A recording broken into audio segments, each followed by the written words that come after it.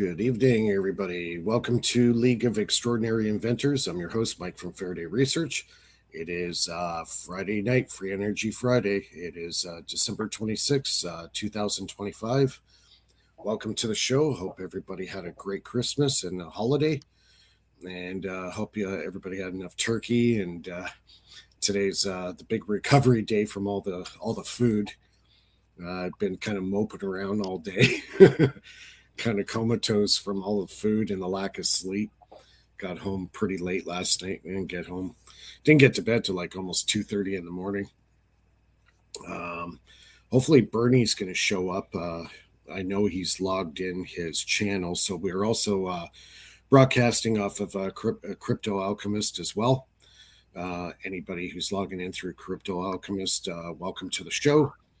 We're at Faraday Research. We do our live stream every Friday night at 9 o'clock Eastern, 6 o'clock Pacific. And here we are, day after Christmas. And there's a lot of news going on. I'd like to welcome Lulu and Philip, taking their holiday time to come and do a show with me tonight.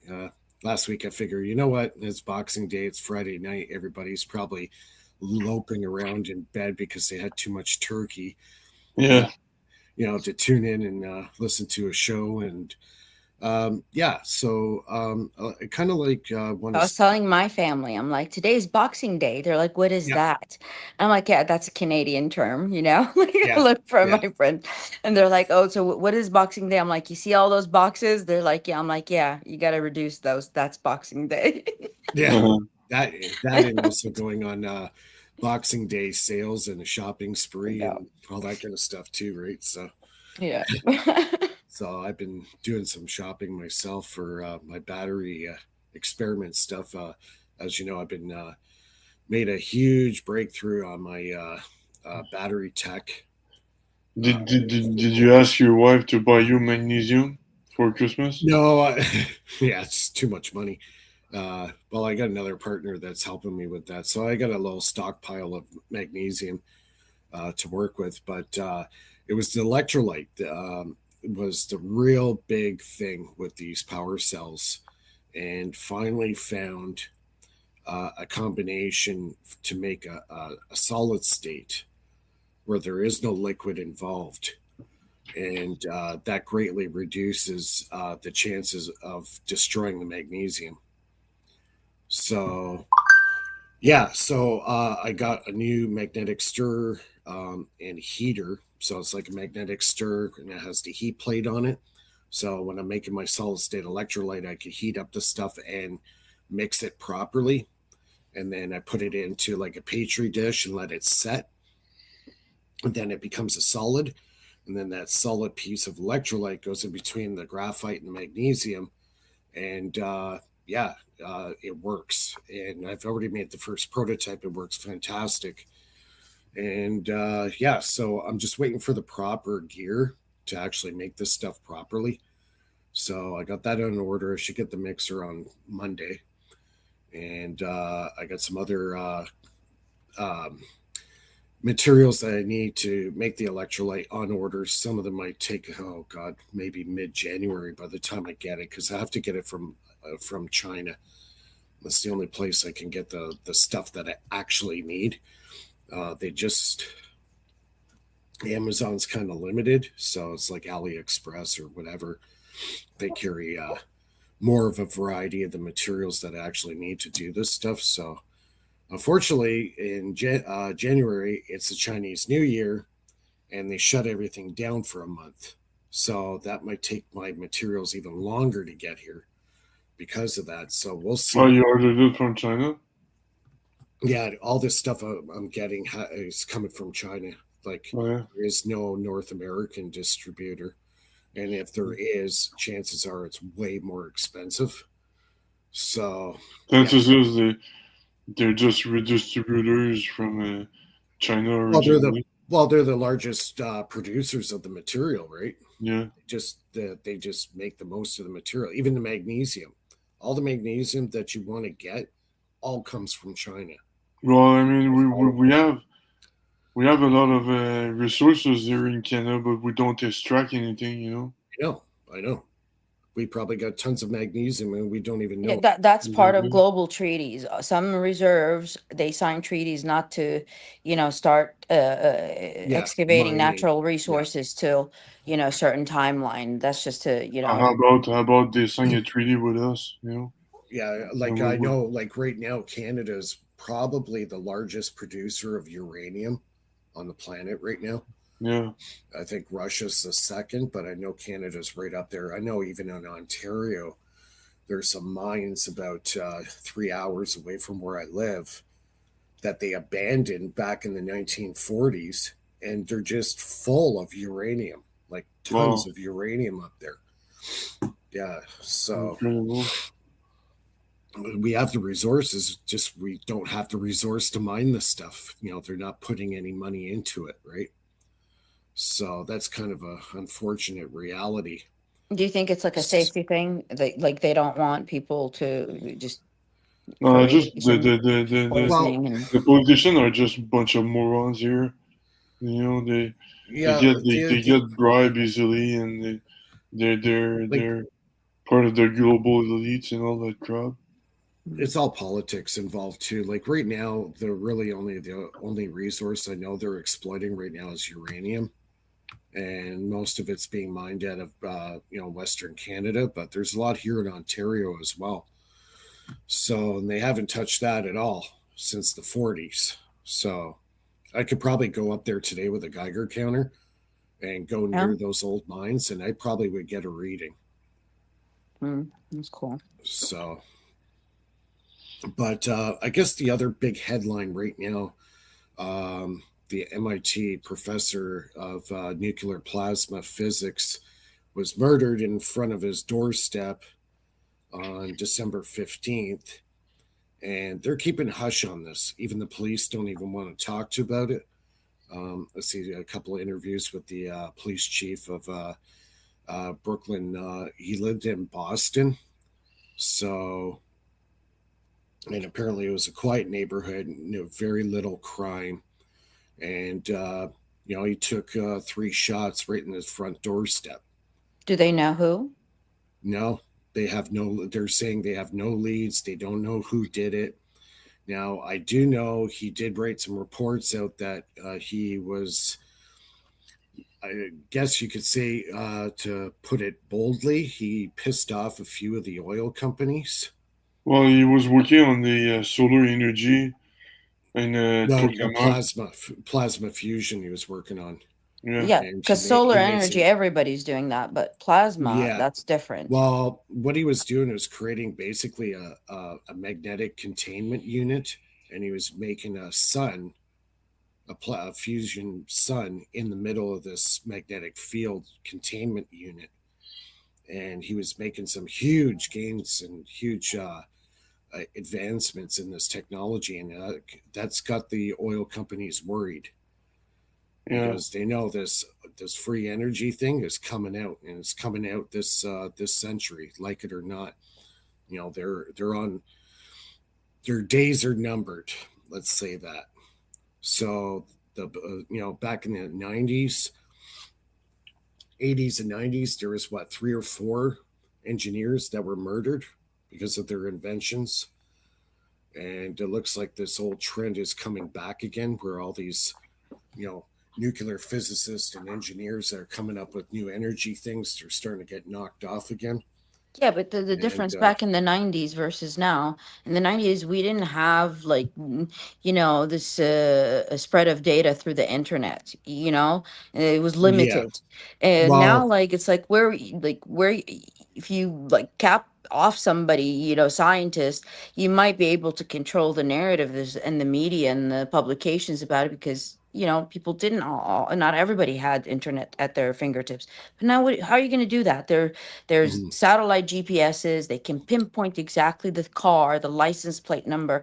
Like, man, we yeah, we have intelligent people that don't have to be working for the government to be able to see exactly who wanted him gone. mhm, You know? yeah.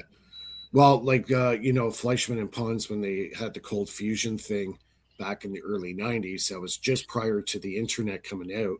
And then the head editor of MIT, Eugene Matlov, he discovered that there was intellectual corruption happening where they did test results on the cold fusion device and that they were getting, I don't know what the ratio was of more energy out than coming in, but it was quite large comparison. And then a day later, they had a different person do the analysis report on it, and the numbers were skewed extremely low compared to what they were the day before. So Eugene Matlov's going through this reports and he's going, this is fraud. They're skewing the numbers. This is complete fraud. So to make long story short, he gets let go by MIT, gets fired. He writes a book called From Cold to Fire, I believe it is. Hold on, let me double check that name. But it was a really good book. And then in 2003, he had a live interview with George Norrie on Coast to Coast AM. And the next day, he got murdered. He got killed. So right The after next day that after show, his interview? Yep. Wow. Wow. The next day That after was his quick. interview with, right after the interview with George Norrie, boom, he was taken out. So it's, it's like, it's so obvious what they're trying to do. It's blatantly obvious. They don't want this technology. The oil companies are getting more and more scared now that, we got AI coming onto line now that's helping the research process. The oil companies know they're on borrowed time now. I think they're really starting to worry. And, this MIT professor, Dr. Nunu, was the latest victim. So hopefully there won't be any more. So yeah, I got a lot of clips here on the online of Eugene Matlov. He was really good. He was a really smart guy. Yeah, his show aired on Coast to Coast February 4th, 2004. And then the morning of February 5th, 2004, he's murdered. So Crazy. yeah, crazy stuff, but it's real and it's still happening.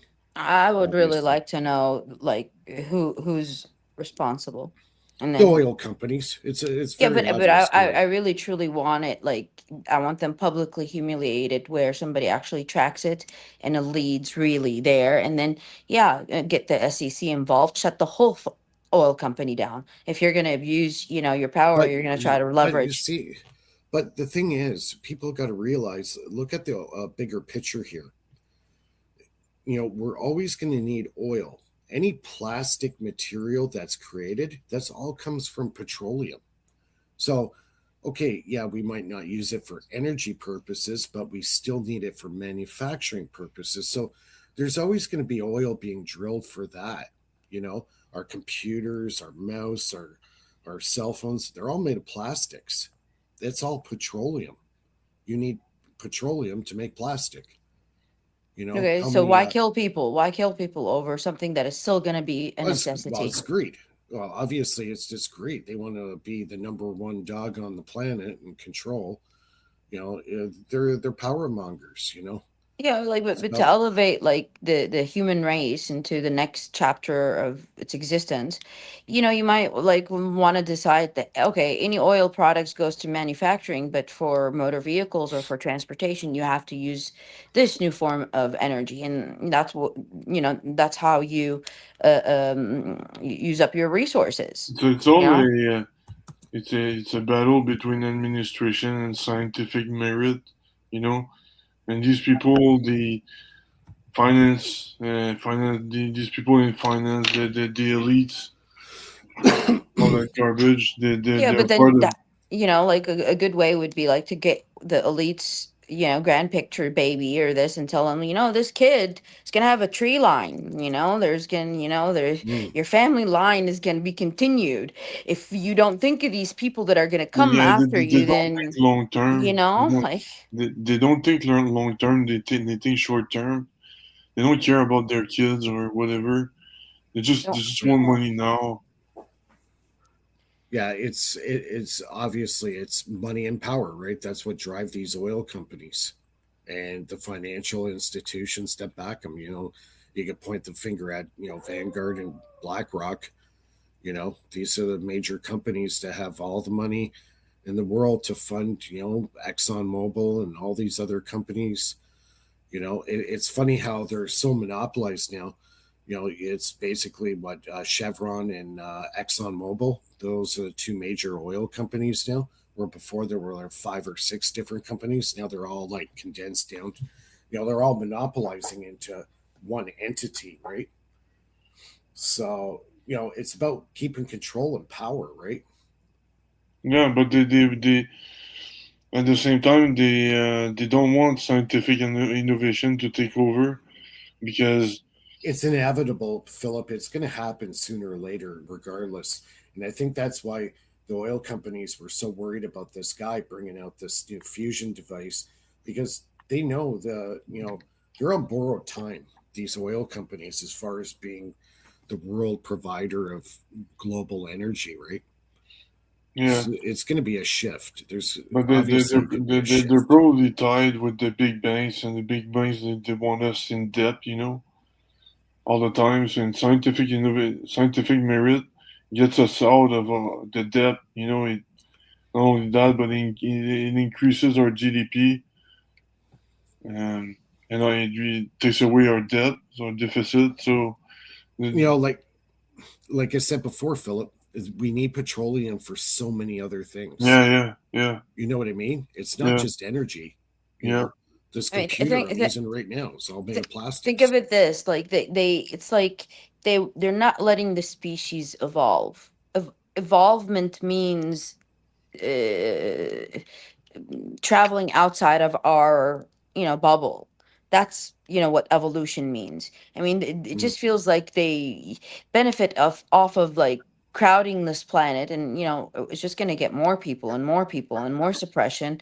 Yeah, but what are you going to end up with? A society, like a species that is lost in the world. Nobody knows a lot. Everybody that has a bit of intelligence to them, you cap them on, like what's the future? What the No, the future future is, is Lulu? What is the future? What is the future from here to 10 years, 25 years, 50 years, 100 Actually, you years? know what, Lulu? I just kind of thought of this now and it kind of makes sense. What's even more scary is the average Joe Blow like me can make these devices. I don't need $100 million laboratory to make my battery tech. I can make it on my kitchen table. You know what I mean? Yeah, but can you mass produce it? Well, that's up to the business, but the fact is, I myself, I have the knowledge. I can build this stuff at home. I don't need a multi-million-dollar laboratory to produce this stuff and come up with the ideas to make it work. yeah, but Right?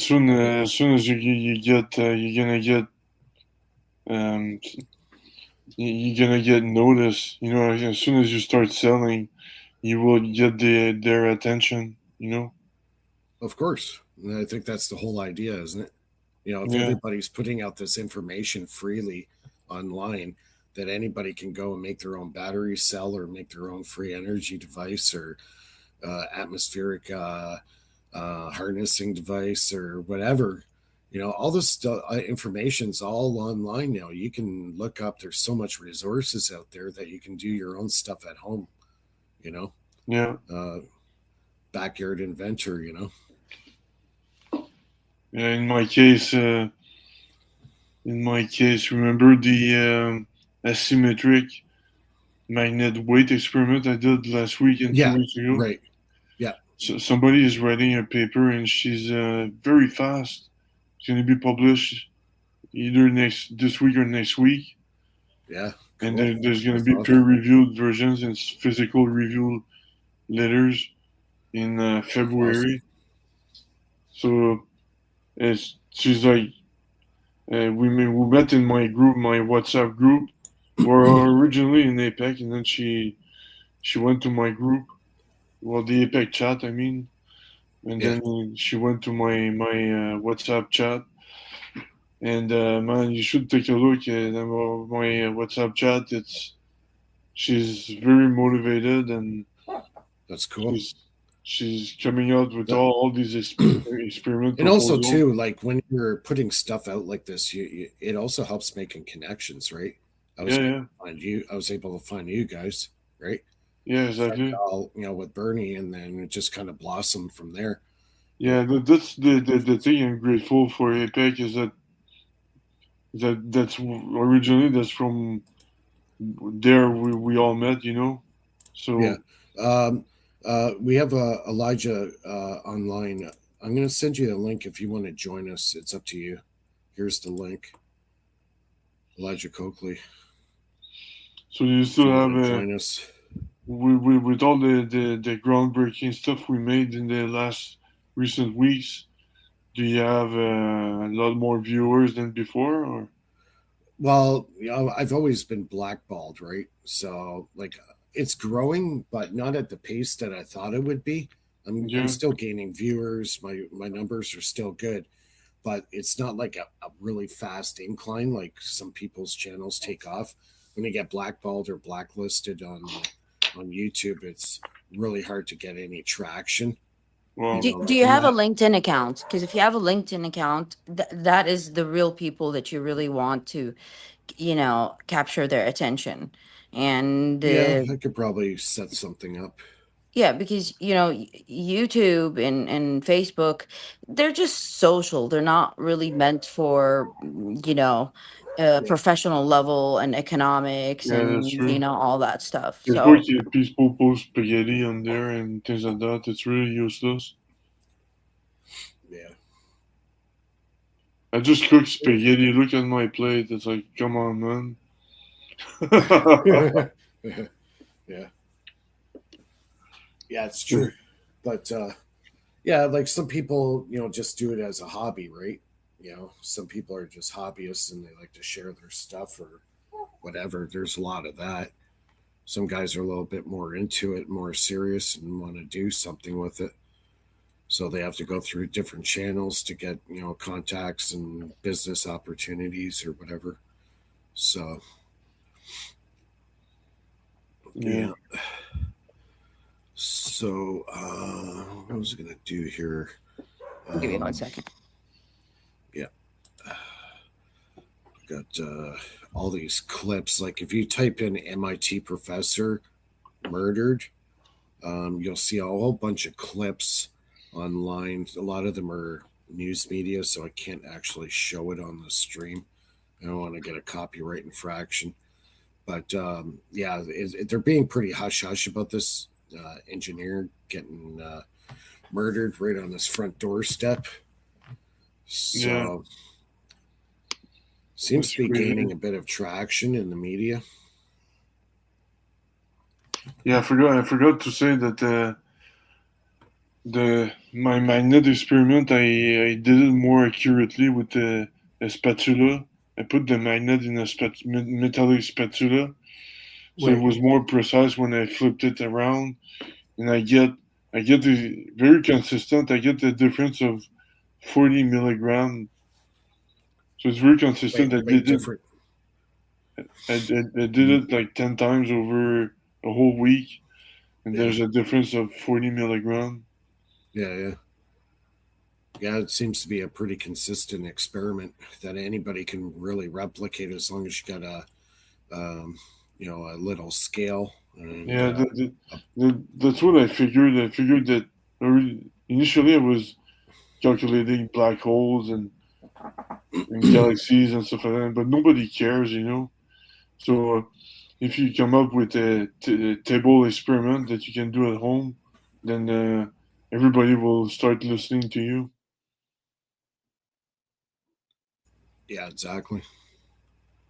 Um, Like yeah, use quartz to nucleate monoatomic gold. But are you talking about my battery stuff or? yeah, your stuff and my stuff. Oh, and your stuff.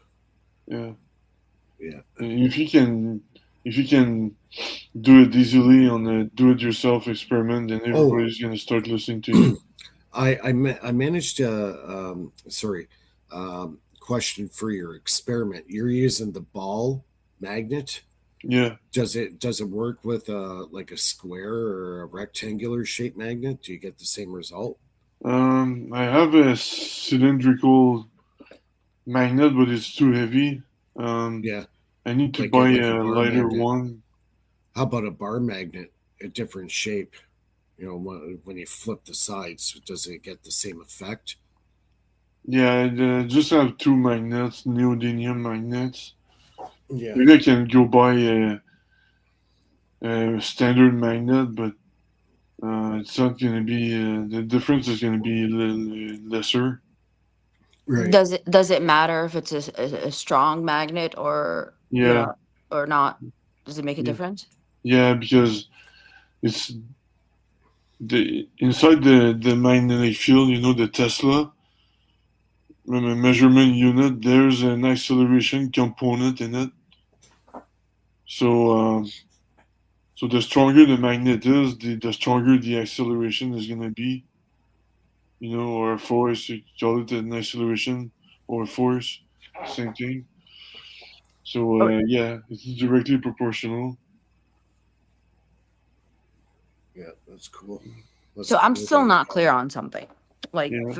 since the bunch of last experiments. So is the magnet going faster or slower? Because at Well, one time you said it's going faster, and then one uh, time you said it goes slower. So I still like, does it go faster or slower yeah. than the other? You talking about the free fall experiment? Yeah. Yeah. Yes. Um, it goes slower. The magnet goes slower. Originally I didn't do the mathematics. I didn't do the regressions. I was just doing it by the eye.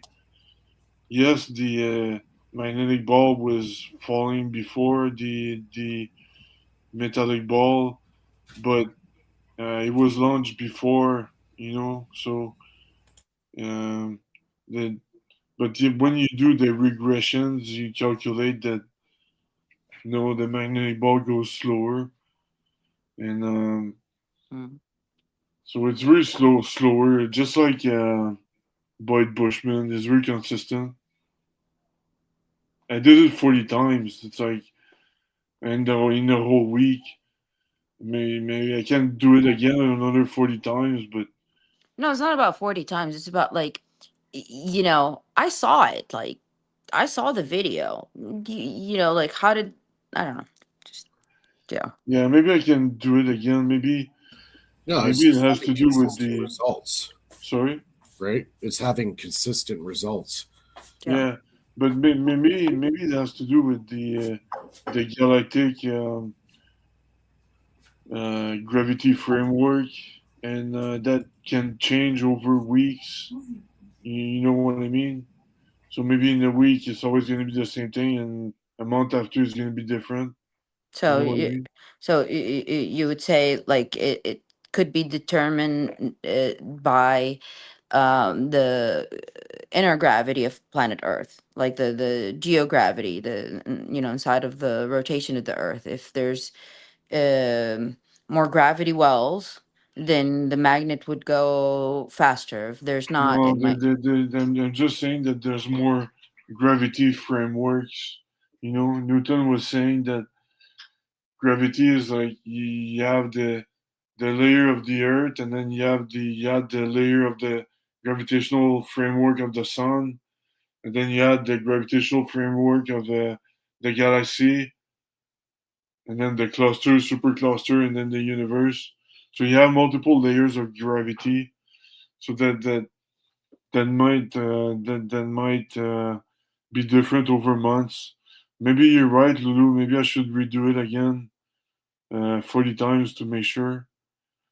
But in January I'll be pretty damn busy, so I don't know if I'll have No, time. 40 times is more than enough. No, I'm just, speculating other. One Yeah, second. but yeah, I All think right. you got pretty consistent results there. So Yeah, no, there's no need to like you've already done the work. Yeah, I'm just speculating rotation of the Earth. If it's summer solstice or when the Earth tilts, does it have? It's not you could do it a few more times, but during maybe the summertime, just because of the rotation of the Earth. But Yeah, that's it. exactly. Yeah. Yeah, yeah, But the thing is, I'm gonna move to back to San Diego, so not gonna stay in my apartment here. yeah. Well, we've got Mike up there. He could still do the yeah, Yeah, experiment. I'll well, ship you my I don't think experiment. I don't think you want to be in California now with all the floods going on. Yeah, Seen some videos of the flooding going on there. It's pretty rough there. yeah, it's in Northern California, I think. Um, but Nah, it's like whatever is going on, it's scary. Like you can't like grab the world map and say where is it a safe place to exist? None. Can't find not even a single place. Like well, my Canada is pretty safe if you like minus Yeah, 40 Celsius. yeah. Canada is pretty safe geologically. We don't really get any hurricanes. We don't get too many earthquakes. Never. From time to time, but not like huge earthquakes like you do in Southern California. man, Yeah, it's cold. San It's too Francisco. cold. That alone is dangerous. It's too Yeah, cold. yeah. The cold sucks, but that's why we're not stuck with illegal immigrants here because they don't want to move here. Nobody wants to move here. That's funny. Yeah. I'm just gonna grab something to drink. I'm very dry. yeah. I'm working on my fourth My coffee. throat is dry. Yeah. One sec. I think I'm gonna like drink a beer, and Drink a beer, celebrate. Yeah, celebrate. and you'll fall asleep like Philip does. Uh, the whiskey, it's a process for me to get it out, but the beer is like I had family this Christmas, so they left some, so that is easy. Perfect. Yeah. Yeah, I'm having coffee and eating peanuts right now. I made the whole family cook Christmas dinner with me. Like, you know what? If I'm gonna be slaving away in the kitchen, all of you have to help. Yeah, So yeah. We they're have like, what? They're like, what are we making? I'm like, I don't know. It's a mystery. Each open the freezer and see what do you think you're good at. And so I had everybody working. yeah It we turned have. out it turned out really well. Oh yeah. Yeah. Usually when you have a big crowd, everybody brings something, and by the time everybody shows up, you got like two full tables full of food. Yeah, well, the people like involved, like I'm the what do you call it? I'm the organizer, the leader. They're gonna follow what I say. Like some of them are my kids, some of them are my kids' friends, so I'm not gonna, they're not gonna be bringing, food. They're the younger population. I have to like guide them. Like you need to do this, you do this, you go get things like that. You're the leader, the chief. Yeah. Yeah, it's all good. The holidays, got some time off from work, so I don't go back till January 5th. So heal my shoulders. My shoulders been really bothering me lately. So give me some time away from work, recover. We're doing a lot of overtime before the holidays, so Would like you said you were doing overtime. Did like after the NATO thing, I don't know if you maybe I forgot and you said something. I don't know, like, what did you start? What's the new thing that you started? oh no, I got recalled back to my old job. Oh, I didn't know that. Yeah, I got recalled back in November. Good. So yeah, Okay. so I was Congratulations. laid off. I was laid off for 7 months and managed to get recalled. So that's a good thing. I got a steady paycheck coming in again. That's very good. Yeah, Congratulations. Very good. Yeah. uh, yeah, just in time too, because my benefits were running out. So I was like, thank God I got my job back. Like Lulu was saying, remember when you said that you went to the shopping center and then they charge you exactly with the amount of money you had in your pockets? Yeah. It Yeah. makes me think of the same thing. They Huh. know that Mike was running out, and then they hired him again. But so when he's gonna have too much money, he's gonna get fired again. You know? Yeah, Do you think it okay? If I was like an evil villain, I wanted to control the whole world and specifically scientists. Like, how would I go about that? What would the strategy be? You know Cut off what their the money. strategy would be? You Cut know? off their money To make stream. them Yeah, poor. keep them poor. Yeah. Yep. Keep them poor. You Hmm. keep them poor. They don't have, capability of and isolate them from possibility of where they can get money. Like ruin their credits, ruin this, ruin that. Default. Yeah, keep them poor. And Yep. at any time, All you could too well. use. Yeah, and that's how they halt. You know things from going forward, unfortunately, but that's the truth. That's what happens. I swear to God, like things like what you're saying about the money and the shopping, and they're accurately, it's more than that. It's way so much more than that. Hmm. Yep. Yeah. Somebody in the chat said diabolical plot, Lulu. Well, I mean, it's the truth. I mean, I'm just stating the obvious that nobody really wants to say. This is how exactly they're doing it. Yeah, Yeah. okay. Yesterday I was watching something, and it just validated all my questions. Remember when I said that, like, our routers could detect our movements and they know exactly what we're doing? Yeah, Yep. it's 6G, it's RF. Like, they could, like, they bounce the signal off of things 100%. They could create like a whole digital plotting points. They know exactly, like, I have the fireplace on, this half of No me doubt. is a little bit warmer than this half of me, so there must be a heat source from this side versus this side. I mean, it's like that, Actually, yeah, accurate. funny you mentioned that, Lulu. I was watching Sean Ryan. He's got a popular YouTube channel, and he had probably like the number one hacker on his show. Mm-hmm. You know where the biggest security of like privacy item out there right now? Where? The smart light. You know the smart lights in your house? Yeah. They could actually see you. They can detect you. They know if you're in the house or not. He says they are the biggest security breach in your house if you have Oh, the yeah. smart lights. Yep. Don't get them.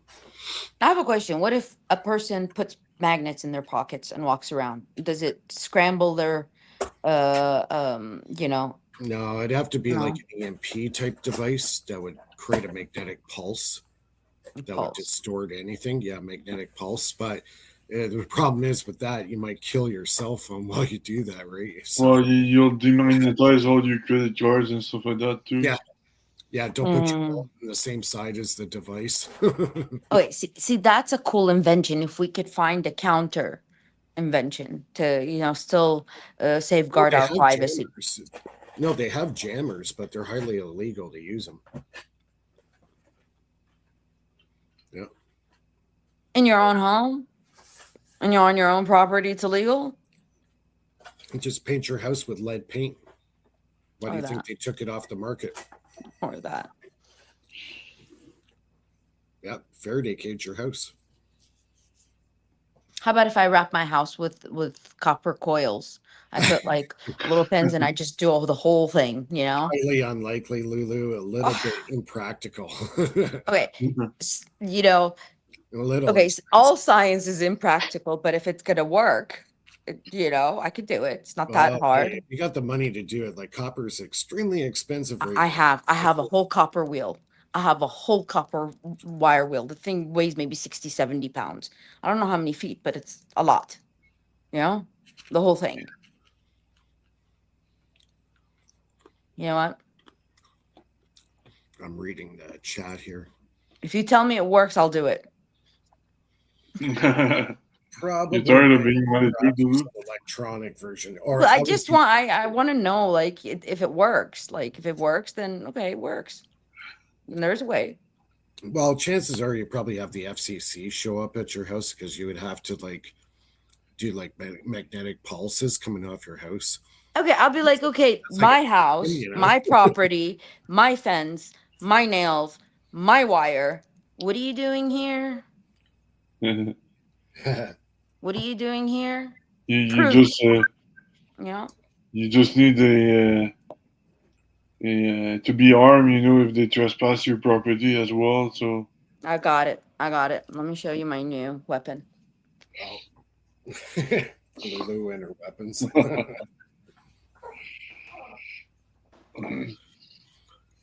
she's gonna Lulu show. needs My new weapons. was an air gun. Oh, water.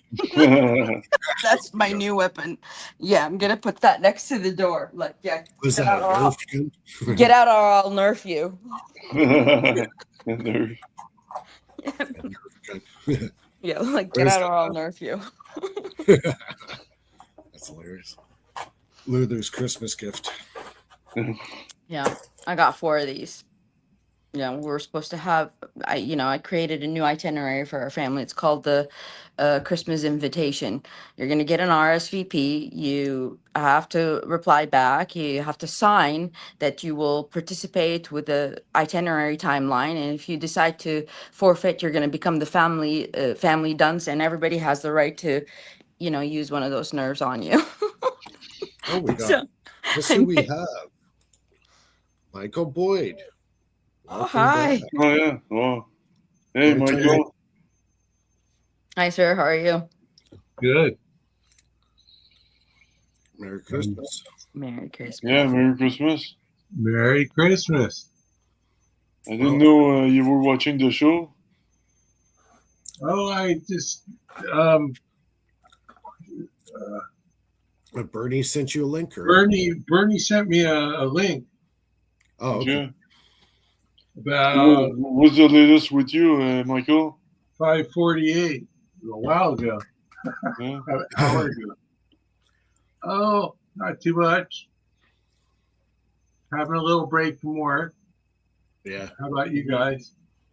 The same. I'm got the whole week off. I don't go back to January 5th, so got some time off. How Did you about see? you? Did you see my asymmetric magnet weight experiment by in the mailing list? Yeah. What was it? 32 milligrams or something difference? Yeah, 38 milligrams 38. different. And it's very consistent.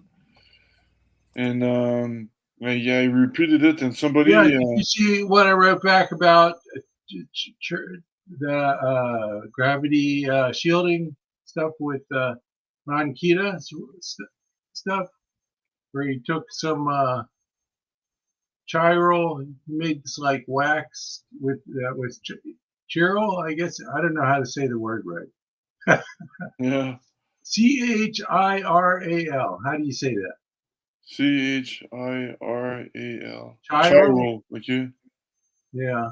So it Chiral? basically means it's got a magnetic direction to it. Yeah, exactly. There's a. Are you talking about chirality? Like a There chiral? you go, chirality. Okay. Yeah, and I've got the exact math too. Somebody in the Netherlands, she helped me, and she said that I had the right. I had the right order of magnitude, but I was just missing a division by 4. But she came up. She said, "Well, the magnetic field is not straight, in a sphere. It's not Right. straight. It's kind of inclined, and It's a toroid. It's a yeah, toroid. it's a toroidal exactly. And you have to divide by 4 exactly when you have a toroidal shape. So that's what I did, and the prediction now is spot on. What I get for measurement.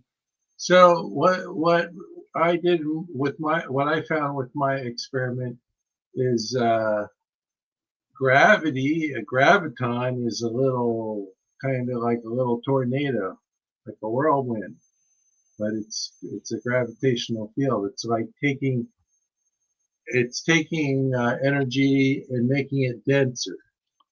Yeah, the energy Okay, and density. the anti-gravity is just the opposite. Okay, but it's a balloon. It's a toroidal balloon. So it's like a spinning little balloon, and it's kind of like a balloon above. Like if you look at the Tic Tac, there's like this balloon above the Tic Tac in the video, Okay. And that's anti-gravity. That's how I know it's a real space-time engineering, because I made it at the nanoscale. Okay, so I kind of know what to expect. In fact, I think my paper is the only one with peer-reviewed empirical data for anti-gravity and anti-gravity. Okay, cool. So, Nice. and When is it going to be published? it's already published Oh, is it the one that you did from this year? last year. Last year, yeah. Okay, yeah, I saw Last that. year in August. So, Yeah, we have a lot of similarities. You're into gravito-magnetic measurement with your disc, spinning disc, and all that. right. Yeah. That's why that's right. But in my case, it's the same thing, but much the maths are much simpler, I think. Yeah. I got this. Let's see if I still have this. Actually, Mike, could you just take a second? We have a lot of new viewers on. Maybe just Okay. kind of. This is something I got from you, Mr. Faraday. Oh yeah, You know, right. What is that? Remember? What is that? The carbon rod. Right, for his battery. There's his Have battery. Have you heard about this magnesium battery?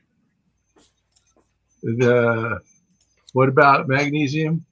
Yeah, His with you wrap. Yeah, when you wrap the magnesium around it, yeah. That's a magnesium air battery.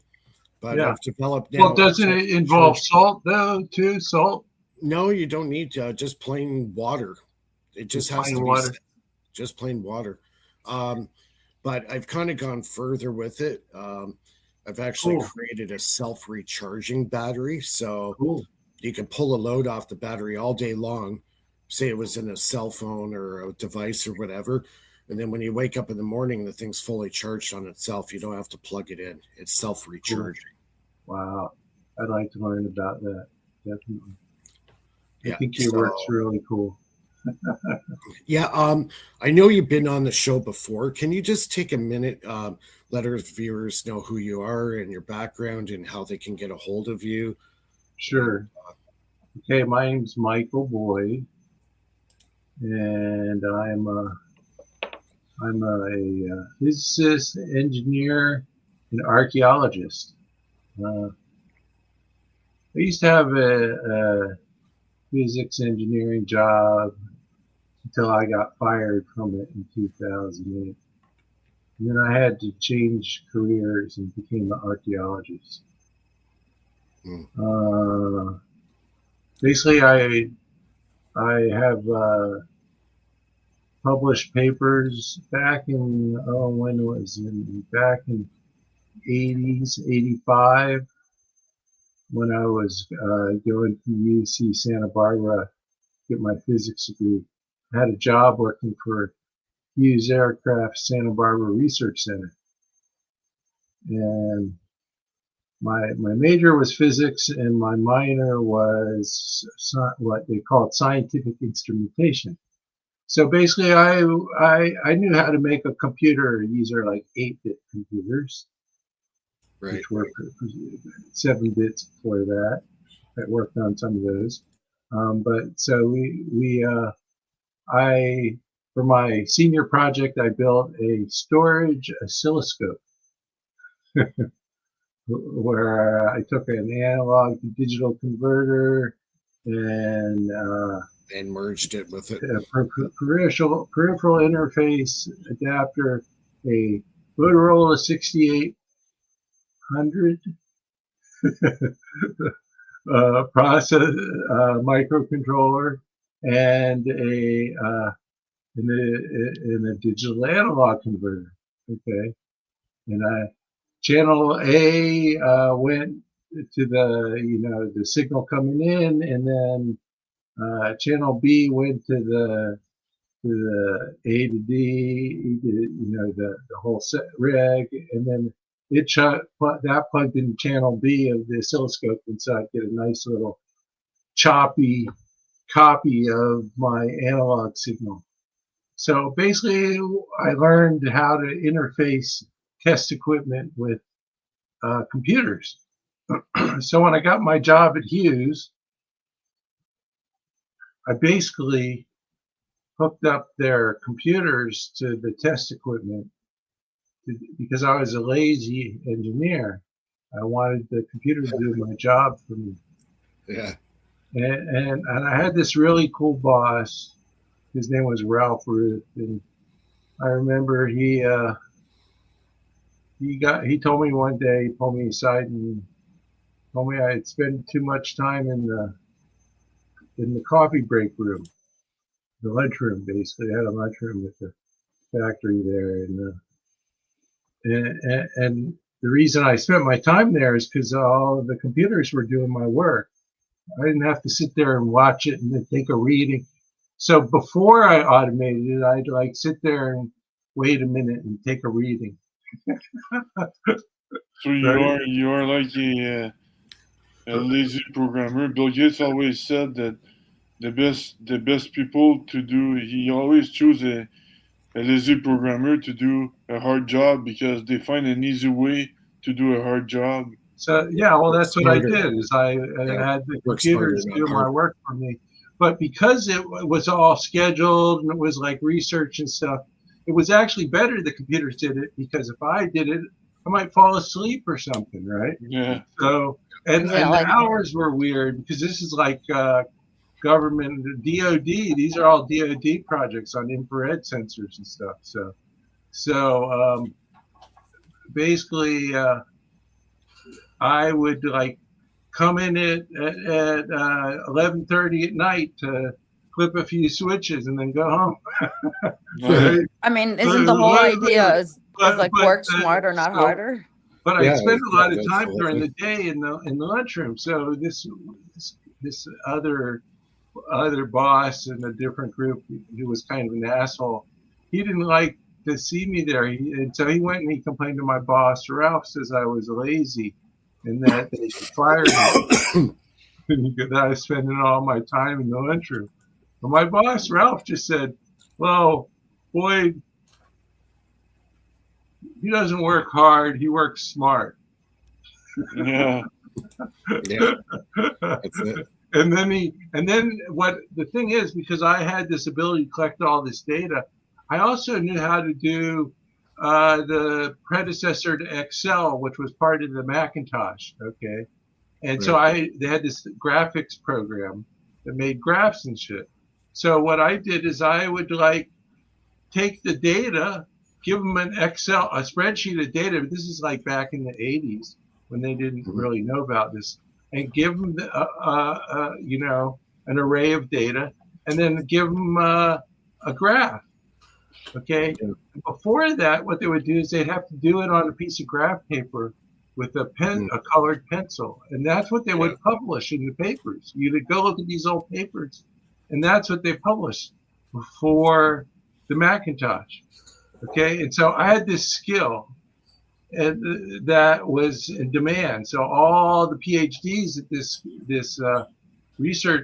Santa Barbara Research Center wanted me to work on their project, and so I got published in a bunch of papers. It's like back in the 80s and the 90s, and then So I did. you're kind of an I innovator. found it was easy enough for me to do it on my own. Okay. Weren't you recently on a Discovery Channel on a show?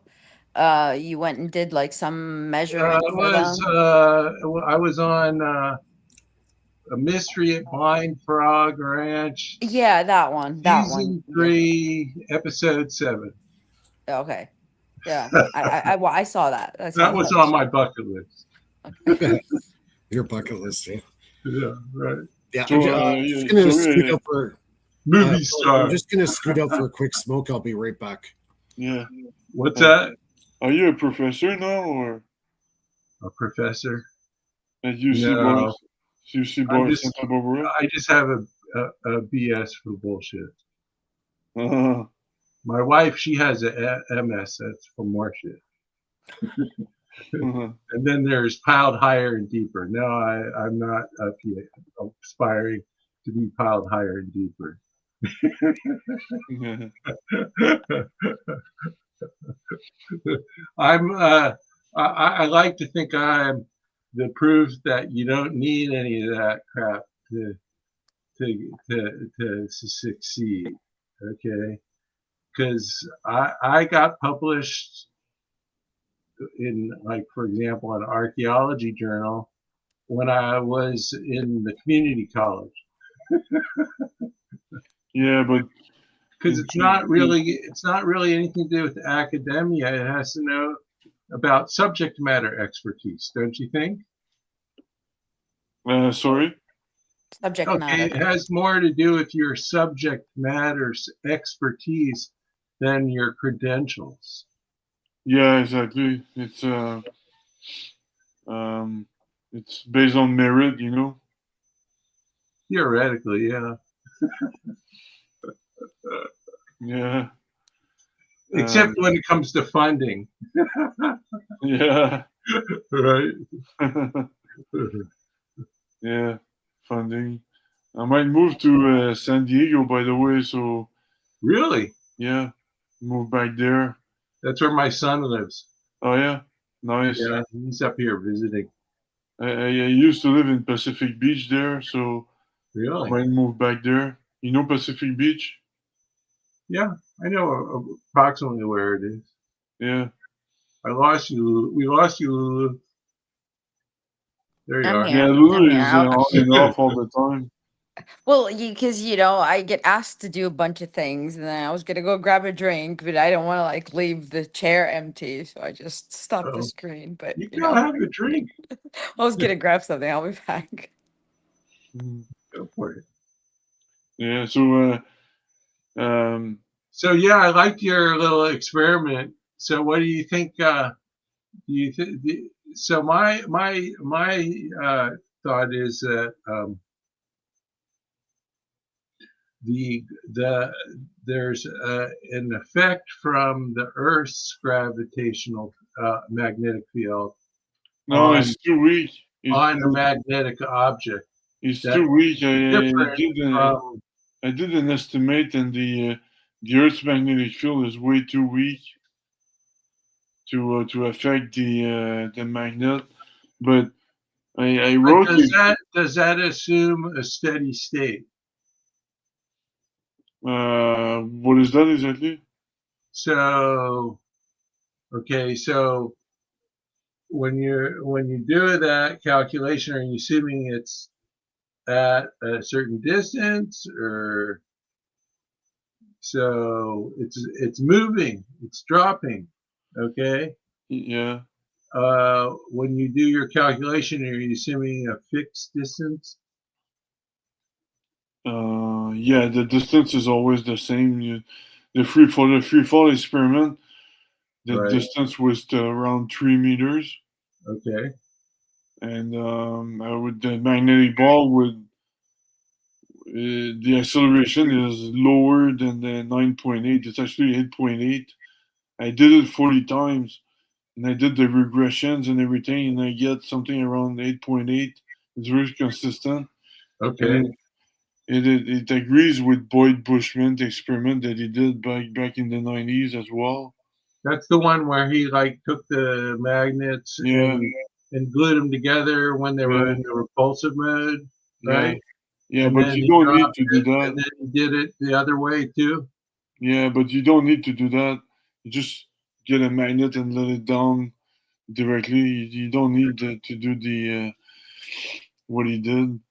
So it's much simpler. So, but I also noticed that when I changed the polarity, that the acceleration was slightly different.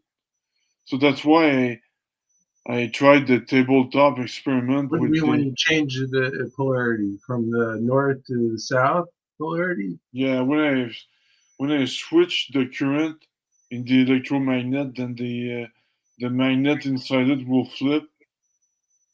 It's gonna flip around. So so you're gonna have either the positive will be facing the floor, and then when you flip it, when you change the current, then the negative will face the floor. Okay. So And So then, the gravity on, you're in the northern hemisphere, so your gravitational field is northern. yeah, so you have two effects. So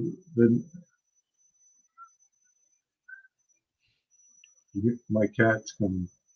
Yeah, you have two effects actually. You have the one effect that slows down the magnet, and the other effect, the polarity, that adds or removes the another factor.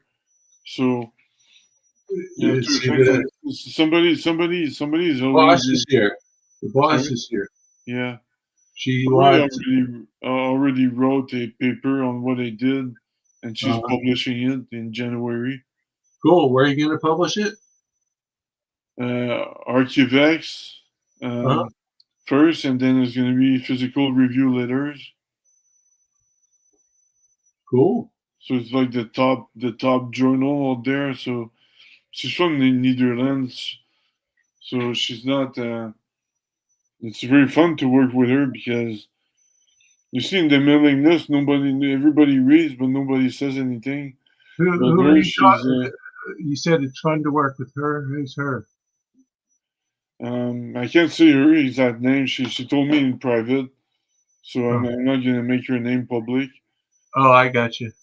Yeah. Yeah, I've been working on a paper with Jenny Nielsen, Yeah. trying Okay. to connect her topological unified field theory to my data set. Okay. Cool.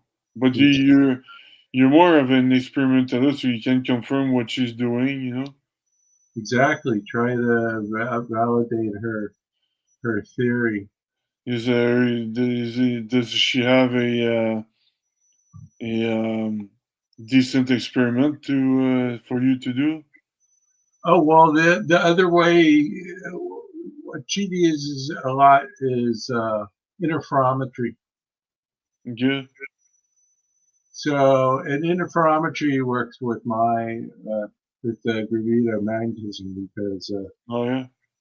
yeah, because I actually have a bunch of data from optical data where I Okay. used when I was doing my experiments with the gravitomagnetism. I was doing optical experiments too, where I had a so I have my disk is spinning and I got these little nanobumps on it, and then with gravitomagnetism, I'm using this sensor that goes right, and it has one type measures the physical motion of the sensor arm, and the other measures the magnetic field, and that's called GMR.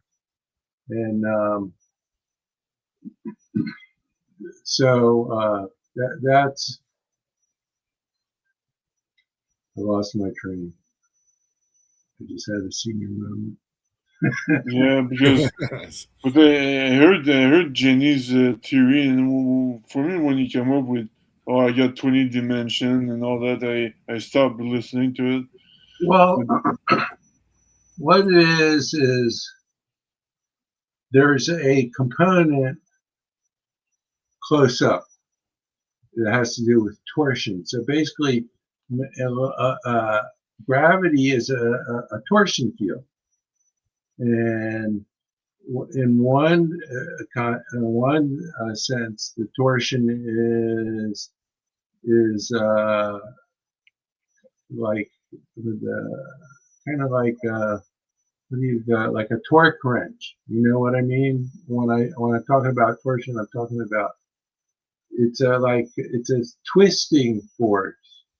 Okay, in one sense, it's a resistance to the motion. In the other sense, it's going the other way. That's what the anti-gravity is, going the other way. yeah, Okay, and that's kind of like, so it's like there's other dimensions, but it's kind of like when we're moving, we're moving like everything's moving in a spiral. right? With respect to everything else. So we're not like we're everything's changing in a manifold of events, Okay. right? Yeah. So I mean, when we sit still and don't move, we're still moving, right? Because the Earth is spinning and the Earth is moving around the sun, and so nothing is steady. So there's other dimensions besides just the Yeah, 3D. yeah, definitely agree. There's the, like I was explaining to Lulu earlier, there's the gravitational framework of the Earth, the Sun, the galaxy, the Mhm. cluster, supercluster in the universe. So they all add up, you know. Yeah, we're all moving relative throughout the universe. Like you're saying, the Earth, the sun, we're moving around the sun, and we're also spinning through the Milky Way galaxy over 200,000 miles per hour. So So, now go with that in mind. Go instead of going out, go in, because the same things happen as you go in. When right. you're made up of these cells, right? We're meat bags, Well, right? yeah, we have mass. And we're made of all these little cells, and then the cells have this stuff that's all moving around inside, and it's all going in spirals, just like like DNA is in a spiral and everything. So when we talk about 3D, okay, we're not talking about the spiral, but the spiral's another dimension, Okay. okay, and that dimension's going two different directions, right? Okay. And time is the same. Time goes in a loop. Okay, so when you have those little spirals, they form what are called closed time-like loops. Okay, so now think of that. Everything is made up of those little small little closed time-like loops at the Okay. nanoscale too. Okay. And then at Is that called the quantum gravity loop? Is that well, what? no, that's what they call offset spatial divergence. Okay. Okay, so now where are you at, Lulu? Where are you located? I'm located in the Woodlands, Texas. Okay, and what time is it there? It is 9:13. Okay, and what about you, Phil? Where are you located? Uh, in Montreal, but right now I'm close to Ottawa, Canada. What what time is it there? 10:13. And what time is it? Uh, can't Ten hear you. thirteen. Yeah, Mike, I don't think we can hear you. Mike. Sorry, my mic was off. It's 10:14 p.m. in Toronto. Okay, okay. So, but we're all existing simultaneously at different times. That's right. What about you, Mr. Okay, Boyd? but we're in the same instance, but at different times. Right. Okay, that's an example of offset spatial divergence. Okay, Very that good. happens at all scales. So where does the timestamp go on whose timeline of the So me occurrence and of the Mike are event? in the future. Well, we each all have our own timestamp. Me and Mike are in the future. Yeah, we're time traveling right now. Well, no, actually, we're actually or transdimensional. We exist in several different dimensions in space time, but we only perceive one narrow. Right. Very interesting. Right, one narrow. But if we could see the other dimensions where time basically time's this little loop. So imagine that a tree's got a big slow loop. What if we get other people on the other side of the world and we connect them? How would that?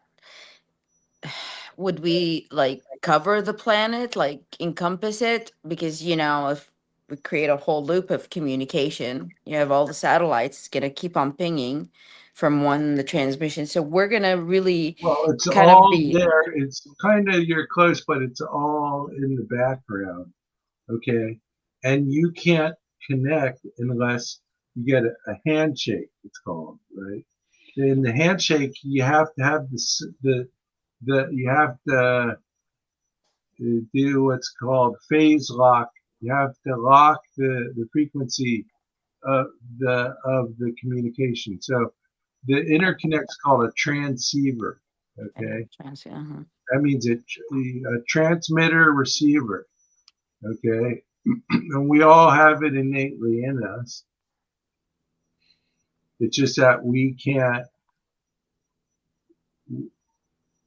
only perceive, we're only trained for this one little narrow perception, but it's there. And I think that other people, certain people, like maybe people that have autism, for example, that, you know, the savants, you know, there's like people, certain people that can perceive this other space time. So go ahead. These people are time travelers? Well, I think we're all time travelers in that time travel. Your consciousness is a process that uses quantum tunneling in your brain, and that involves actual time travel to the future. The future affects the past, essentially. It's, as I said, it's a closed time-like loop where there's these patterns. These kind of hard to describe, but there's. Okay, Rosie, my cat's back. Your cat wants attention. So here, this is Rosie. This is Rosie. Is she a time traveler? This is her fishy. Is she a time traveler too? She brought her fishy. And this is the second fishy. After the third fishy, I'm in trouble.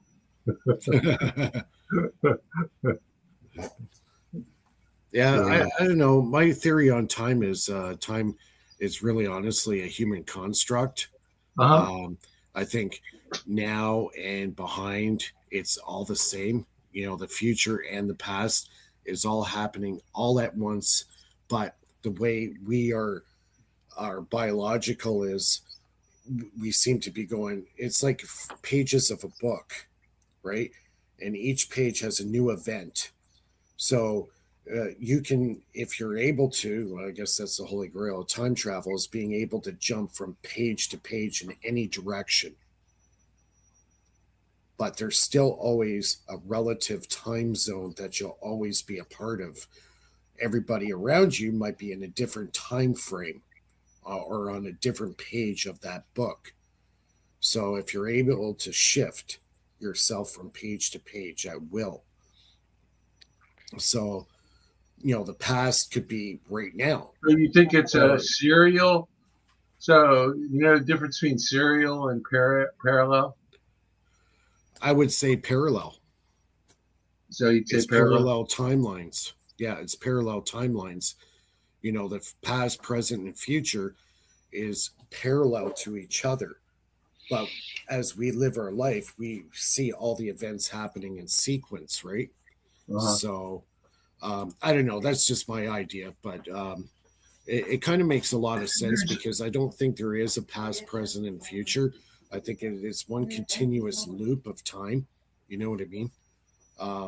That you're able to shift your phase and, you know, basically jump phases and become part of. It's weird. I've had these dreams where they were so significant, where you wake up from the dream, lucid dreams, and yeah, like lucid dreams, where you have a really powerful lucid dream and you wake up. And I had one probably about 6 months ago. It was about 11 o'clock at night. I kind of like had like a cat nap, and I kind of slept a little longer than normal.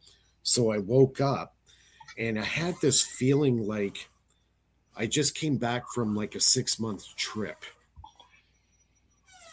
Like I was not there for like a long period of time. You know, when you go on a holiday and you come back and you feel refreshed and you have that feeling that you've been away. You know what I mean? Kind of the refresh feeling when you get back home. It Uh-huh. was like that feeling. Huh. After the dream, it felt like I came back from like a 6 months trip away Wow. from home. And it was so weird. I was just like, whoa, what's going on here? I feel like I'd just been to like a different universe and just came back. Like there were like the time shift. There was a time dilation that Huh. happened between when I went to sleep, had the lucid dream, woke up, and then came back to my original timeline. I Mhm. felt that differential.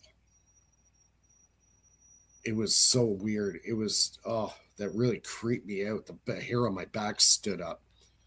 Do you know how to tell if you're dreaming? How? Well, I'm just curious. Well, You it ever? was an extremely lucid dream to the point where I had full autonomy in the dream. I could actually talk. Most of my senses were there, and I was able to control the events of the dream. Oh, cool. Yeah, Could are you you? serious? So, yeah, I had a lucid dream a couple nights ago. It was I was in I think in the basement of this big warehouse. It seemed like, and my cat here, Rosie, she was there with me in my dream. Right. So, did you ever have any dreams where there's people or Yeah. Yeah. where you have lucid Interaction. dreams Yeah. like that? Yeah. Yeah. Usually it'd be interactions with people from my past. And usually, yeah, it would people from the past and also present too. But in that particular dream, it was the people that were in that dream were from my present. Okay. Uh, And when I came back out of the dream, it's like I went somewhere and then came back to this timeline. I felt the time change. There was a dilation of time. When I came back, it's like, oh, it felt so weird. That, like I said, the hair on my back stood up. Like it really gave me the chills. I was like, whoa, what happened? This was a weird dream. I, And I, I I have a question about time and the possibility of the dimension. You said parallel, right? yeah, yeah, right. What if it's actually not parallel? It's up and down. It's not parallel because we're moving in it, like it's an up and down. It's got to be. So this is my theory. You know how the double split experiment, they measure it when the split is that way, it's open that way. Well, what if you do it that way? And I kind of drew it out. Okay. So this is your double split experiment, but rotated. Okay.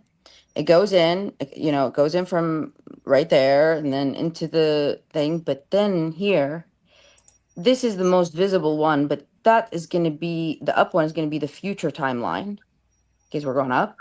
That is going to be the past timeline, but it still could exist in any of these spectrums, you know? Right, exactly. That's what Yeah. I'm describing.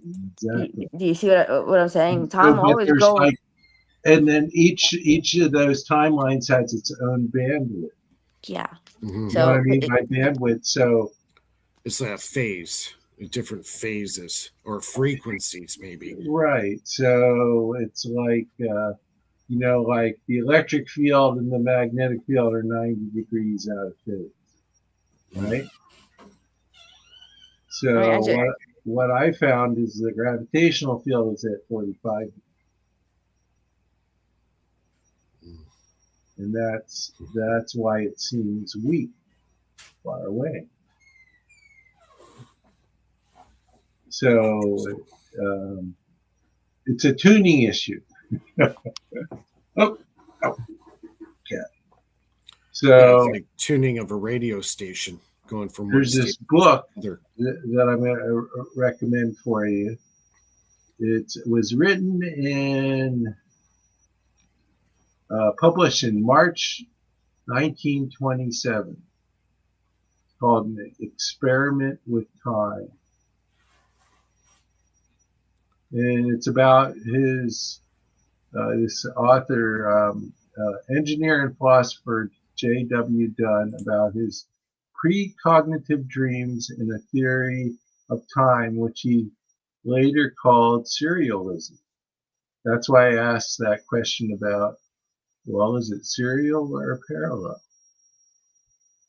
So he's describing it as, but basically he documented dreams, and he had a lot of, he had a higher percentage that were of the past, but he did have some that were of the future, where the future event actually, or what did, it was avoided, like some kind of thing bad was avoided because of this precognitive dream.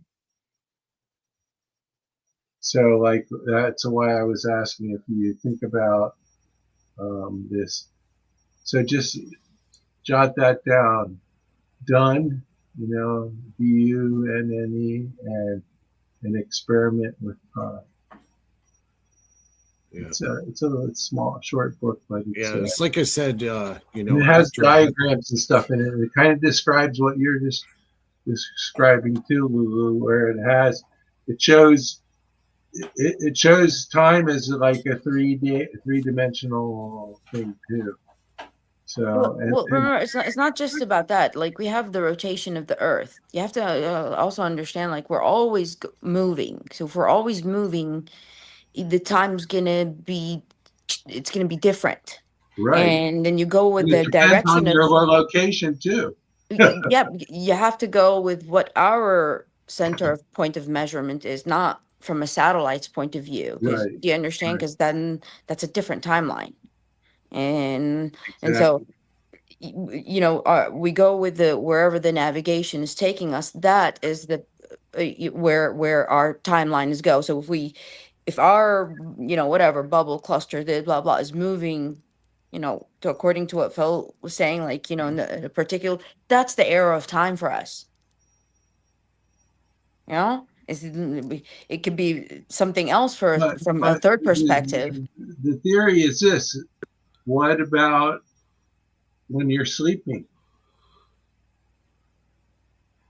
Make sure you're pointing north. I think the head should be north. And you're still following the arrow of time. Probably. Yeah, maybe. Yeah. Well, it kind of depends on the magnetic pole, doesn't it? Yeah. Which is moving. Yeah, but we're still locked into that magnetic, well, yeah, I mean, you've got true north and magnetic north. Yeah. I mean, okay, that circle, that in between, from Right. between, Well, don't forget too, Lulu. Our body is magnetic as well. I mean, could you Oh imagine if yeah, could you iron imagine blood. if what we're really describing, it means we could be at one point and then a mile at the same split of a second and back, and we don't even notice it because we fluctuate with the magnetic field. Right. That's Right. why. But I mean, You know, we can tell we're going at 1,000 miles an hour how far we've moved yeah, in a like second. Right? yeah, like if the whole thing like vibrates, like then think like we're here, like supposedly, but really according to the magnetic field, we just went back and forth, and Well, it's like we're and we did here, all of so us. that was what I was going to say, Mike, about how do you tell if you're dreaming? Right. You learn what I found is you gotta, when you're going to sleep, find something to do, like tap the palm of your hand while you're falling asleep. Okay. This is for like for lucid. If you it sounds like you got good control in your dreams. Yeah.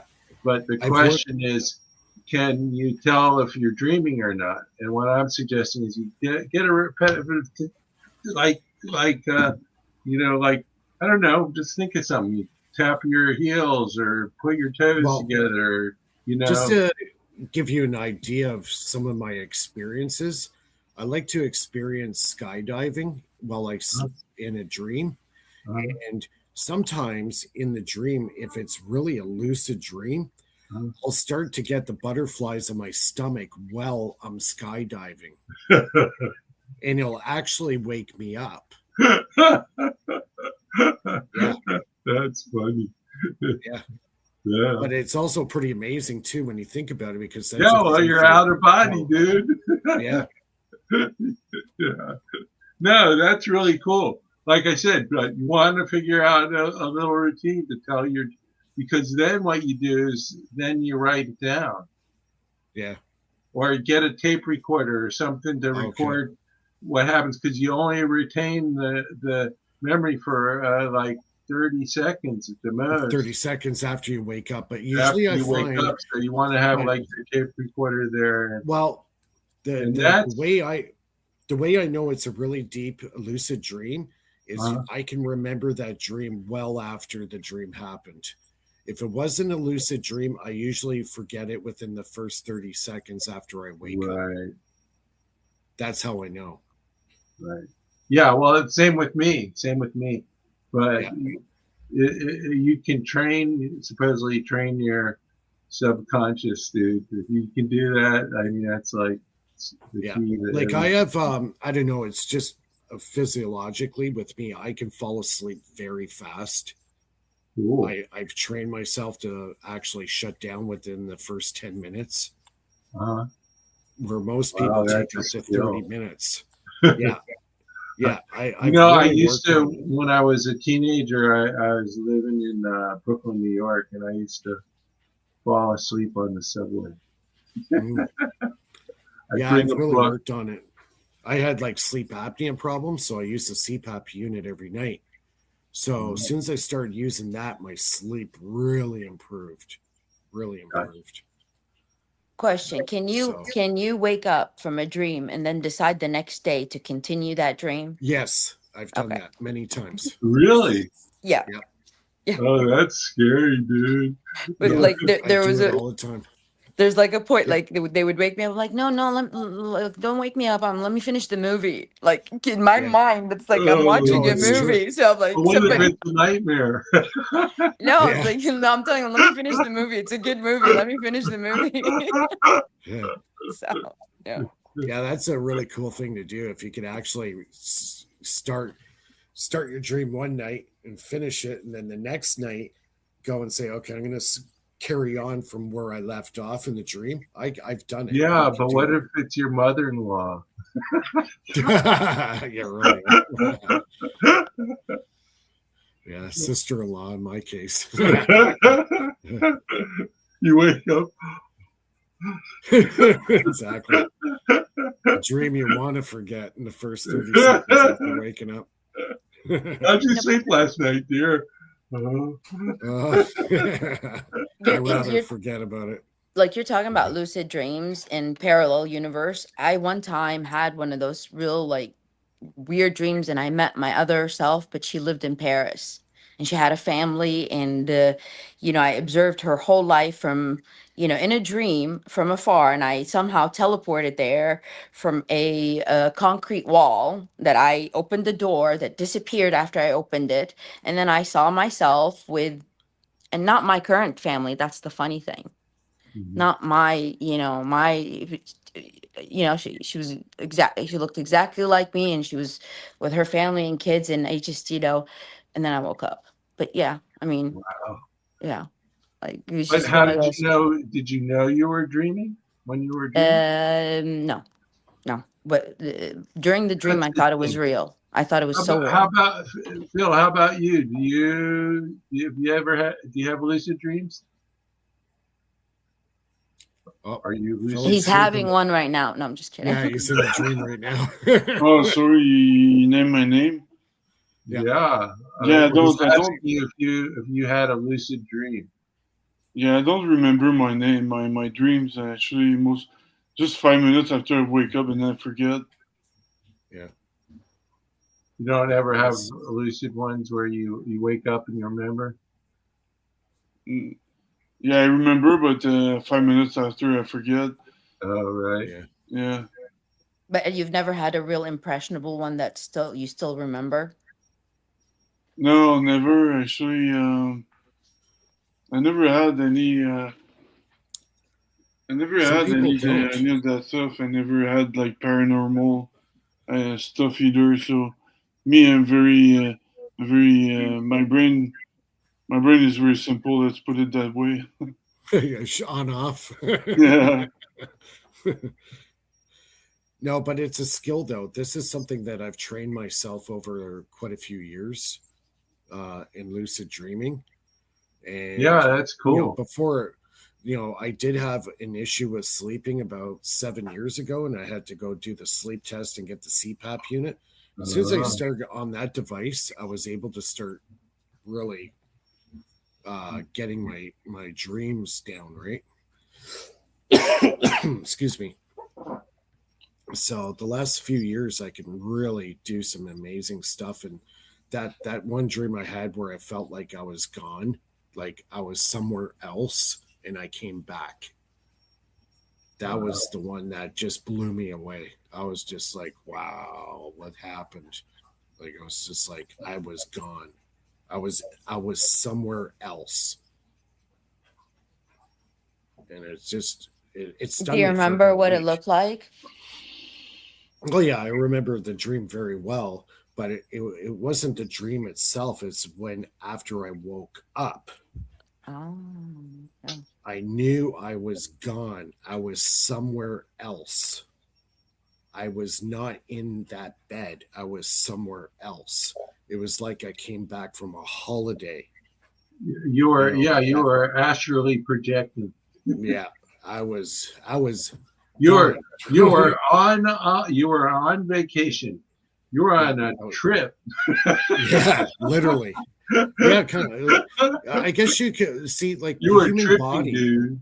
Yeah, but see, this is kind of interesting because I've been studying, DMT, dimethyltryptamine. It's a hallucinogenic, and a lot of people have these lucid dreams and very vivid dreams while they're on DMT. Do you Our take body melatonin? naturally, well, our body actually produces DMT naturally. Uh, But when you take a hit of it, I've never tried it. I would love to try it, just to see what would happen. But it makes the experience like that much stronger when you have a stronger concentration of DMT in your system. And the trips only last 5 minutes. They don't last long. They're a very, very short trip. uh, But the experiences apparently are just unbelievable. Now, they just recently, a guy in the US, I forget what state he's from, um, he took, the DeWalt lasers, uh, shone it on the wall, okay, and diffracted the light, a laser light. So instead of being a straight, thin line, he uh, diffracted it so it became a lot wider. uh, So what happened was one day he decided, I wonder if I did DMT, would I be able to see something? So he took a hit of DMT, went up to the wall, and started seeing alien code along the laser. Now, this is the fun. Here's where it gets really crazy. If he looked at a certain angle at the wall, he could see right through the wall into cool. another dimension. Yeah. So he Yeah, got he got the right frequency. so he Yeah, got there buddies, you go. he got his DMT. buddies, right, to come over and do the same thing he did, and they were seeing exactly the same thing, like the Matrix code. In the Matrix, those numbers fall up. Uh-huh. He was seeing that Yeah, he was inside seeing the the laser. hexadecimal, Yeah, the what do you call ASCII code going right, across. right. Yeah. So apparently, actually, he was on Sean Ryan, I think. Danny Yeah. Jones. He was Like on the Danny Jones' cascading energy podcast. code, like the Yeah, energy code, the yeah. cascading energy lines. So he says, with the DMT opens up your synapses Your and pineal your gland. It's supposed to affect pineal your gland. pineal gland. Yeah. So he's pretty much come to the conclusion we live in a matrix reality. The reality actually has a code behind it. Yeah. Yeah, I don't know. I don't know about. I think the whole universe has stoichiometry. Put it that way. You know what I mean by stoichiometry? No. It's I have like no a idea. crystal lattice. Oh, okay, right. Okay. You know, like even empty space has stoichiometry. Yeah. Even as you go smaller and smaller and bigger, there's A structure. there's a structure There's a to structure. it. Is what Yeah. I'm saying, and that is a certain dimensional structure. Now, whether it's 14 dimensions like Jenny Nielsen postulates, I don't know. We'll see. It can explain some of the oddities in my data, maybe so. But I just found it interesting that everybody that did the experiment with the DMT and the laser, they were all seeing the same thing. Group Everybody was seeing hallucinations. maybe. But Or yeah, it opened up their ESP so that they could all see the same thing. who Right? knows? Who knows? Hive mind. But you got to see it. It's online. You can search it out. There's quite a few videos on it. Yeah, I think I did see something that It like was on that. Danny Jones. He was recently on Danny Yeah. Jones not long ago. Yeah. So, and he's, I believe he's a physicist as well. The guy that did the experiment. Did So, I feel like I've seen something like that. Did you ever share that link for that video for what, or was I it could, just I can give you the link. Just bear no, with me because for a I've seen the sec. video. I've seen the video. I'm just saying I don't remember how I got to, like, where did I get the link to see the Oh, it video? was No, probably on I Facebook. It was okay. on our groups there.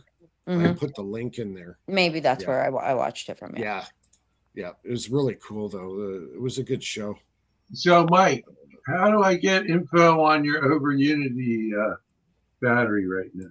That you have? Right now that would be very hard because I'm under NDA.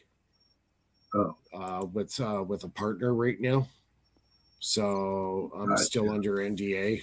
He can't tell you, but he's till gonna have next to summer. tell you. A non-disclosure agreement. Yeah. So basically, anything that that I'm doing. So what you're supposed to say is, I'm not at liberty to discuss it. Not right now, no. Unfortunately, I could talk about it, but I can't say what's actually in it.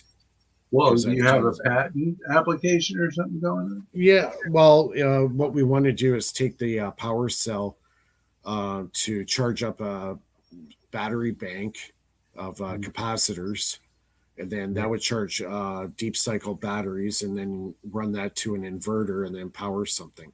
Now, the best part about it, of the cells, is they don't need an external power source to recharge. They recharge on their own. So you would have a continuous flow of energy. Now, the biggest problem with magnesium type cell is the degradation or corrosion of the magnesium plate and dendrite growth. So how many amp hours can you get out of the sucker? Well, right now, if I make it the way I'm doing it now, I should have about a 20-year lifespan. Yeah, no, I'm just saying maximum. Right now, maximum voltage, standing voltage is about 1.8 volts at about 300 milliamps per cell. So you put that, individual cell. So like I have for my solar panels. Yeah. I have a 12 volt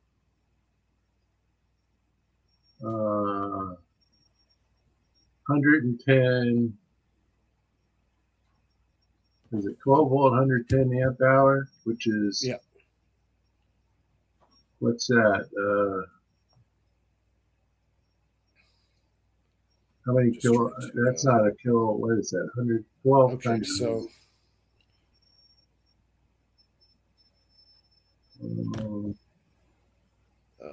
work out my cell here. 1.88 times that. That's a 1,320 watt battery. Yeah. So each cell right now, as it stands, is about half a watt.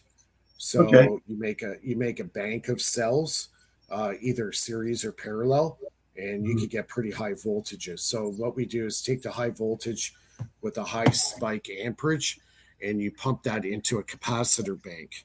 And then from the capacitor bank, it goes to a solar charge controller, and then charges your deep cycle batteries. So there is a controller there to control that power. So you would cycle the cells at, like, say, 2 seconds on, 5 seconds off, and you do it on basically a continuous on-off switch timed, Right. and you keep those capacitors filled up. As long as those are filled up, you can send that through your PWM and charge your batteries consistently. So if you get enough cells lined up, you could have 100, 200 watts, 300 watts, whatever you wish. Wow. Yeah. And the best part about it, every time those cells are shut off where the load is not present, the cells re-gauge themselves naturally. There is no exterior. Because like with lead acid batteries, which I've done some experience with the lead acid batteries. Yeah. I noticed that you charge it, and then after it's charged a while, then you plug it, and then the voltage actually increases. Right. Which is natural. Right after you disconnect, the voltage goes up. Right. That's natural because of the electrolyte chemistry. Okay. So that's quite normal. Now, over time, you get calcification of the plates. Everything starts to break down over time. So the amount of recharge cycles with, certain batteries is not very good. And you have a short lifespan. The batteries get calcified really badly, and then they lose their power. They lose their potential. Where magnesium power cell that I'm doing, there is an electrolyte, but everything is solid state. There's no degradation of the magnesium, the reactive element inside. It doesn't break down because there's no liquid electrolyte present to actually break down the magnesium. So as long as the magnesium doesn't break down, the effects of what most cells have is what they call it SEI, is the initial charge that hits the negative plate. What will happen? You'll lose about 20% of your potential. With the cell I developed, I've eliminated the SEI effect. Cool. There is no SEI effect. So when are you going to have prototype type stuff? I have a small one right now.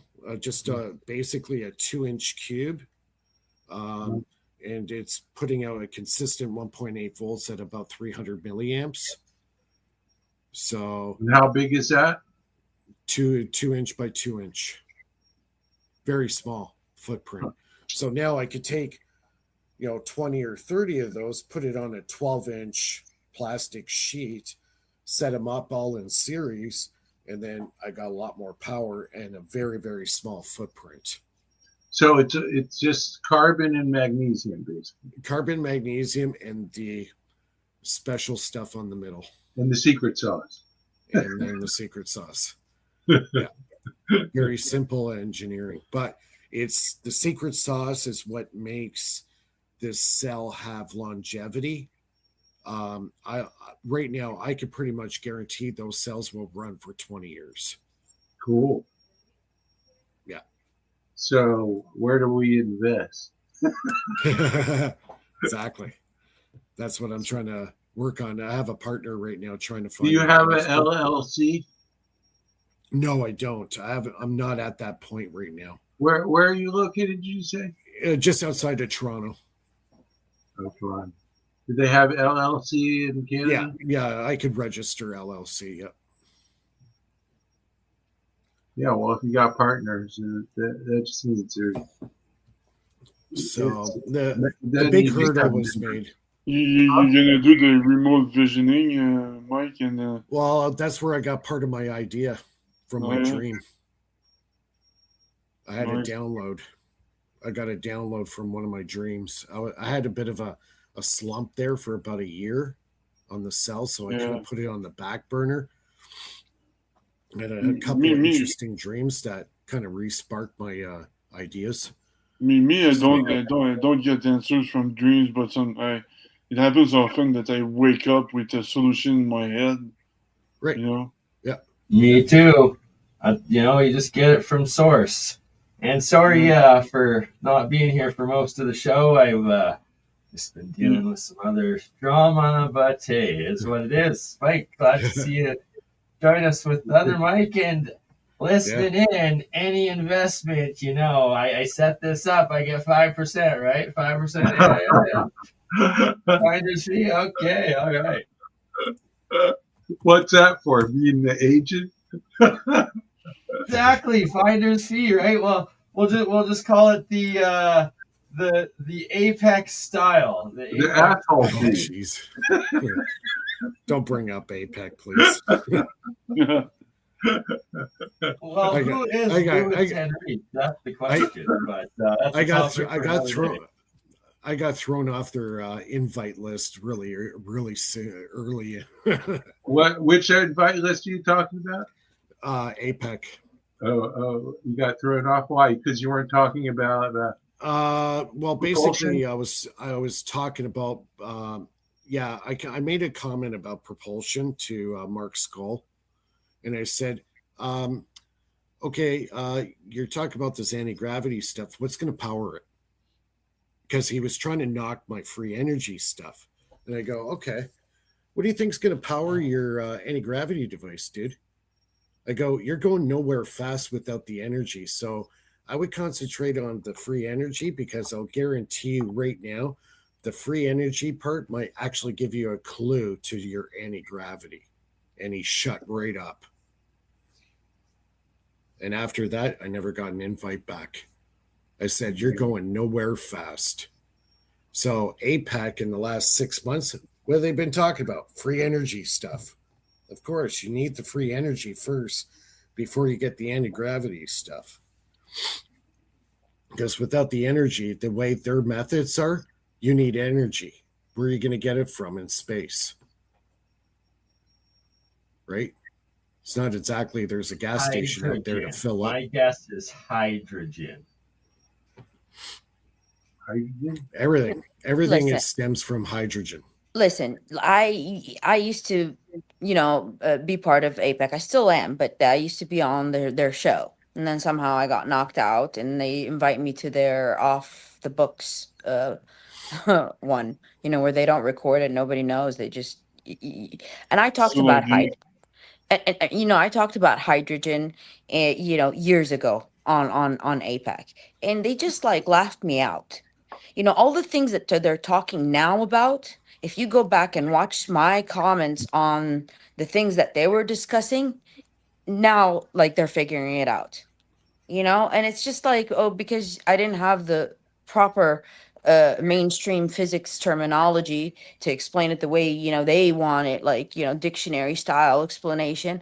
But yeah, I mean, I showed them diagrams. I showed the like I was beyond clear on what I was presenting, and it still wasn't good enough. And then they're like, and they still like You know booted me what? off the show. Here's a little secret for you. You don't need electricity to do electrolysis. You only need one I've element. proven that. Yeah, Bernie knows what I'm talking about. Bernie knows what I'm talking about. You only know you only need what? You only need one element to make hydrogen without using electricity to actually start electrolysis. Is it? Yeah, there's a few is it different secret? ways of What is it? catalyzing Catalyst or some sort? Magnesium. engineering it. Magnesium. The second you Magnesium. expose magnesium to water, energy is released, hydrogen. Also, when you release the hydrogen from the magnesium, there is an electrical charge that's created. So Hush if you put there, magnesium in water, Drysdale. Don't if you give put- away my secrets in the live chat now. Jeez, there's multiple ways. but yeah, there's more than What one are way. he's But disclosing your secret sauce? I don't understand. Well, I use hydrogen- zinc and aluminum as well as copper for self-charged hydrogen electrolysis reactions. And, Yeah. Bernie, Yeah, I took a rod when I went to APAC to their lab. I took a zinc rod and I took an aluminum rod and a lemon, and I stuck one into that, and then I had a little clock with it. I told them, look, you can get energy from a fruit, but you have to have the zinc and the aluminum. works with a potato as well. I swear to God, I took it with me. How many lemons do I need to power my to charge from my solar panels?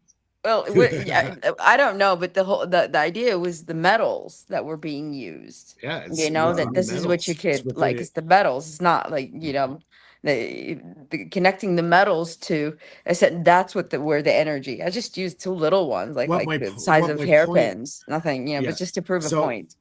Lulu, what my point is, it's the metals is what stores energy. Well, And and it's a you're matter of- creating. Oh, do I give the secret away? Do I give it away? You're creating a differential of charge in a Metal, flow by charge. definition, has an excess of electrons. That's why it shines, is because of the free electrons in the metal. Right. And Yeah. so, The second you have free electrons release, that's where the energy is. yeah, well, it's there, but it has a metals have a work function. You have to Right. put some energy in to get the energy out. Not all metals though. You Well, don't- no, they all have a different work function. Yeah. Exactly, right? And that you measure their different charges, the separation, the amount of differential, and the higher you go, the more charge you get and the more energy you get between the two by using them as opposing electrodes of anode and cathode. And there's a big secret right there. This So is you nothing carry new. up right It's nothing new. the right metal with the right insulator, right? Mhm. So, like Yeah. for And example, then when you structure the something electrode like, as solenoids, like diamond or carbon, diamond. What's the band gap of diamond? About 5 EV, I think. Diamond's I good, mean, but you also Now that, practicality. compare that to the band gap of silicon, which is 1.1 EV. So But it's, you have one problem: cost. Yeah. Right.